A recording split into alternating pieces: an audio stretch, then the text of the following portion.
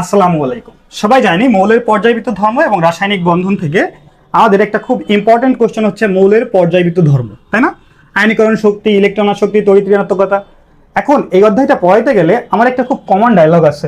এই ডায়লগটা কি মনে আছে? দেখো তো, যারা ক্লাস করেছে তারা জানবা যে chemistry is exceptional. Chemistry is exceptional. এই কথাটা আমি কেন বলি জানো? যে এই অধ্যায়ে কিছু জিনিস আছে যেগুলা রুলস মানে না। রুলস মানে না। দেখো, তুমি আমি সবাই জানি যে আয়নীকরণ শক্তি এদিক থেকে এদিকে গেলে কি হয়? বাড়ে। অর্থাৎ বাম থেকে ডান দিকে গেলে বাড়ে, আর ওপর থেকে নিচে গেলে কি হয়? কমে, একই গ্রুপের। এখন খেয়াল করো, এখানে যদি আমি বলি নিচের মৌল কোন মৌলটির আয়নীকরণ শক্তি সবচেয়ে বেশি, আমি তার আগে আরেকটা জিনিস শিখে আসি, কয়টা ব্যতিক্রম আছে খেয়াল করো।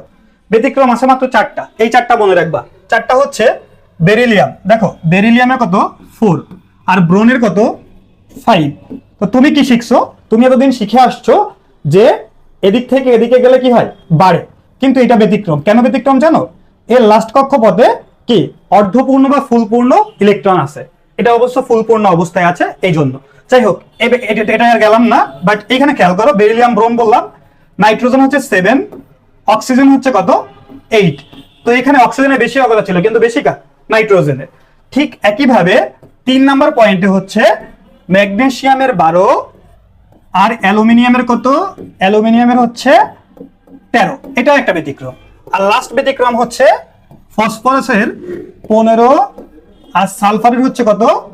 16। তাহলে এই কয়টা হচ্ছে রুলস মানে না, অর্থাৎ এরা হচ্ছে এই থিওরির ভিতর পড়ে গেল যে কেমিস্ট্রি ইজ এক্সেপশনাল।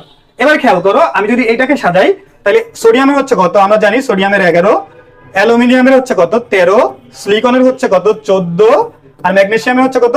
12। তাহলে বাবা তুমি এভাবে সাজাও, 11, 12, 13, 14। খেয়াল করো, এখন তুমি জানো কি? তুমি জানো হচ্ছে এদিক থেকে এদিকে বাড়ে, অর্থাৎ 14। দেখো তো 14 কোনো এক্সেপশনাল রুলস এর ভিতর পড়ছে না। দেখো 14 কোনো এক্সেপশনাল রুলস এর ভিতর পড়ে না, অর্থাৎ 14 হচ্ছে কি সব থেকে বেশি।